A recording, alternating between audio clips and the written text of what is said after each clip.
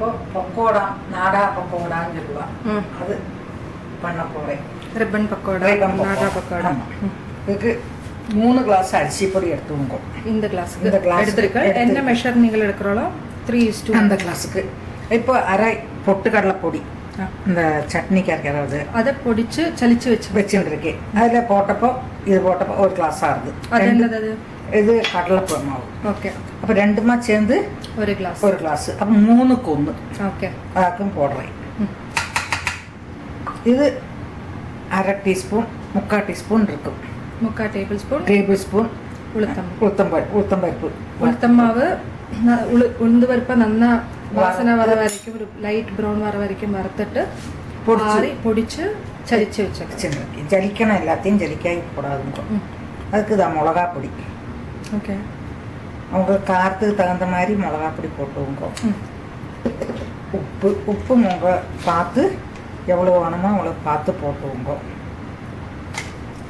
இப்போ வெண்ணெய் இத்திரண்டு வெண்ணெய் போடணும். ஓகே. എന്നിട്ട് எல்லாமே பிசைஞ்சிட்டு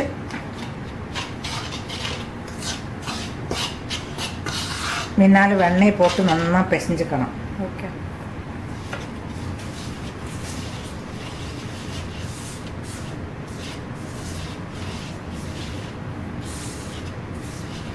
മാവോட നന്നാ കലരണം.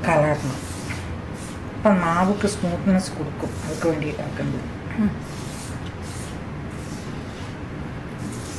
நீங்கள் இது மாதிரி நீங்கள் மிக்ஸ் பண்ணி காய வச்சுப்பீங்களா? ஆமாம், அது ரெடிமேடாக பண்ணி வச்சுப்பேன். அதாவது இந்த ஸ்டேஜில் ஒன்று நிழல்ல சும்மா பேப்பரில் போட்டு நிழல்ல இப்படி உணர்த்தி வச்சுருந்தா பெருங்காயத்தூளும் போட்டுண்டு இப்படி நிழல்ல உணர்த்தி வச்சுருந்தா ஃப்ரிட்ஜுக்குள்ளே போட்டு வச்சுருந்ததுன்னா உங்களுக்கு ஒன்றா எடுத்து பிசைஞ்சு வெள்ளம் மாத்திரம் விட்டுக்கணும். பார்த்தேன் நான் அப்படி ரெடிமேடு சிலப்போ பண்ணி வச்சுப்பேன்.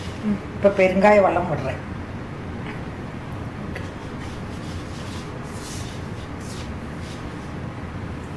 இதுக்கு வேண்டது அவ்வளவுதான். இனி இந்த தண்ணியை விட்டு கொஞ்சம் கொஞ்சமாக பார்த்து பிசைஞ்சுவோங்க.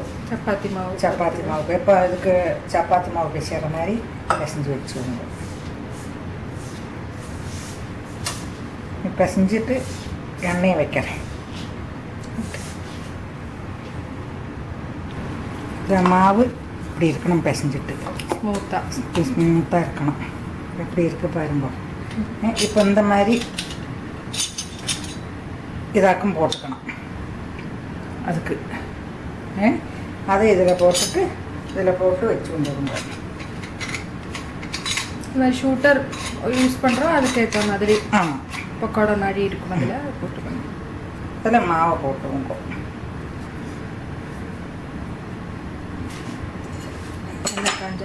எண்ணெய் காஞ்சாச்சு. அதில் பொடியடையணும்.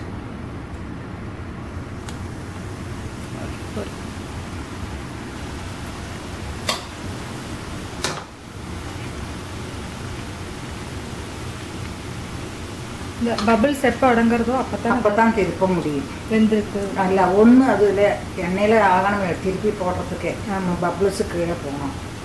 ஓகே.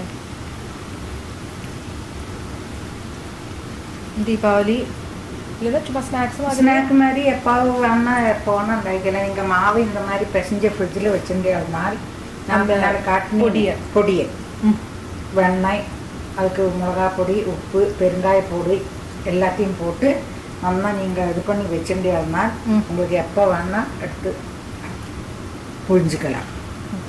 ஒட்டுக்கா போட்டு வச்சுக்கிறது. அது எத்தனை வேணுமோ கொஞ்சம் கொஞ்சமாக எடுத்து புழிஞ்சிக்கலாம். ஓகே, ஆகட்டும்ல. இந்த மாதிரி இது மாதிரி எடுத்து வச்சுவோங்க. ஓகே. இந்த கலர் வரணும். ஓகே. நம்ம சிலவாளோட ரெட் இந்த சில்லி பவுடர் இன்னும் கலராக இருக்கிறதா அதுக்கு இருக்கும். எண்ணெய் நல்லா காஞ்சுட்டே இருக்கட்டும். அப்போ புரியுங்க எப்படி அந்த ஸ்மூத்தாக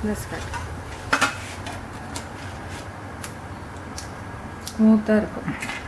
கிறிஸ்பியாக ஸ்மூத்தாக இருக்கும். டேஸ்டியாக இருக்கும்.